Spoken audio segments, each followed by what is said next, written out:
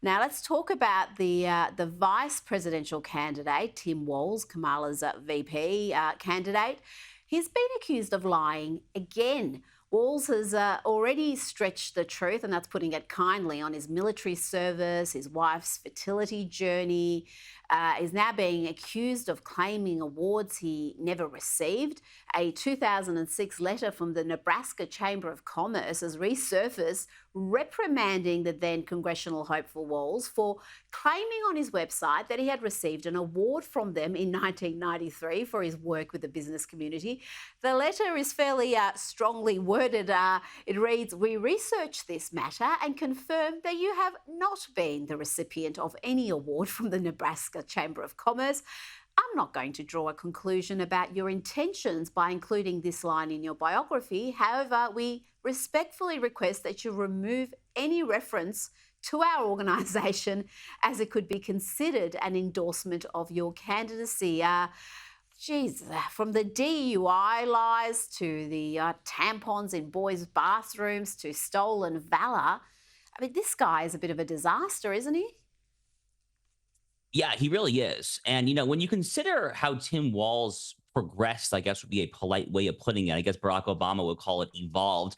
When you look at Tim Walz's evolution from when he was a congressman representing Minnesota to his time as governor, you see how dishonest this man is. And I say that because when Tim Walz first ran for Congress, it was back in 2006, which was a difficult cycle for many Democrats, and he was running actually in a Republican leaning district. He actually took many right of center positions. He stood for relative fiscal sanity, actually. I mean, this is the guy who now is saying that one person's socialism is another person's neighborliness. Back then, he was preaching fiscal sanity. He actually even garnered an NRA endorsement. He was a defender of the Second Amendment, of your right to keep and bear arms.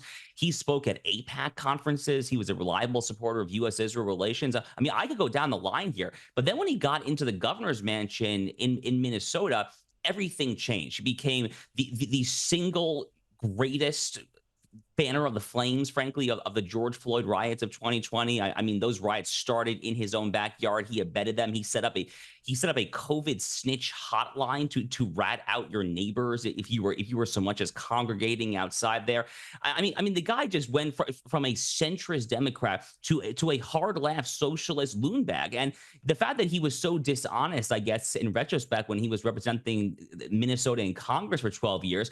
I mean, you look here at these statements from the Nebraska Chamber of Commerce, it kind of all makes sense. But, Rita, hearing that quote there, and it's a rather funny quote, actually, from the Nebraska Chamber of Commerce.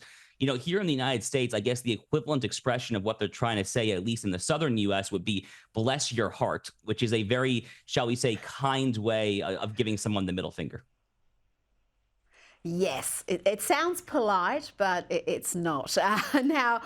Trump may have got the endorsements of Robert F. Kennedy and Tulsi Gabbard, but I think the most powerful endorsement he has in recent days is this, because many establishment Republican figures, the rhinos as they're known, Republicans in name only, are throwing their support behind Kamala Harris. There's around 200 former staffers of President George Bush, George W. Bush, and Senator John McCain and Mitt Romney backing Kamala. And I think this is wonderful news for the Trump campaign. I wouldn't be surprised if this makes his next ad.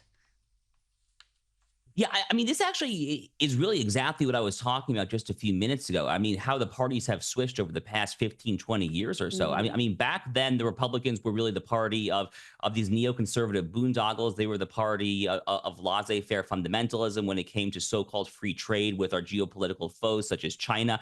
And back then, at least the economically populist, bordering on socialist wing of the Democratic Party purported to stand against those things. They were against wars. They were against free trade absolutism. They supported economic nationalism. And, I'm simplifying a little bit here, but 15, 20 years later, the script seriously has changed there. So, I mean, I'm not particularly surprised that a lot of these flunkies, the people that failed us in Iraq and Afghanistan, that had the wrong idea, the people that had this idea that admitting China to the World Trade Organization on a most favored nation status with the United States, the people that thought that would somehow end up as a good deal for the United States taxpayer, for the United States worker in the Rust Belt, the people that thought that would be a good idea to give our arch geopolitical foe the very rope with which to hang ourselves.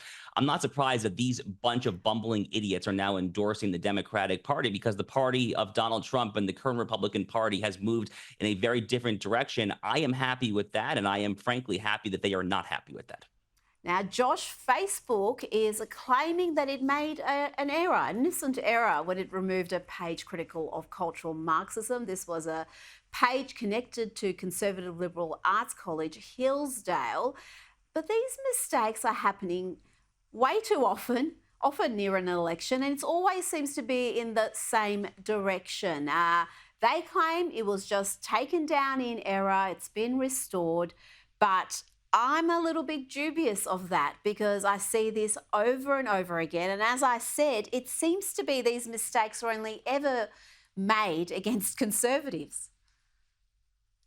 Yeah, it's tough to say what's happening in Meta right now. Mark Zuckerberg is actually giving us very mixed signals. So it was actually, less than 24 hours ago that he sent a very interesting letter, Rita. I actually just saw this letter just an hour or two before I hopped on with you. And in this letter that Mark Zuckerberg wrote to Congressman Jim Jordan, the chair of the House Judiciary Committee, the strong conservative from Ohio, in this letter, Mark Zuckerberg actually, admits that the Biden administration was coercing Facebook to censor COVID-related speech.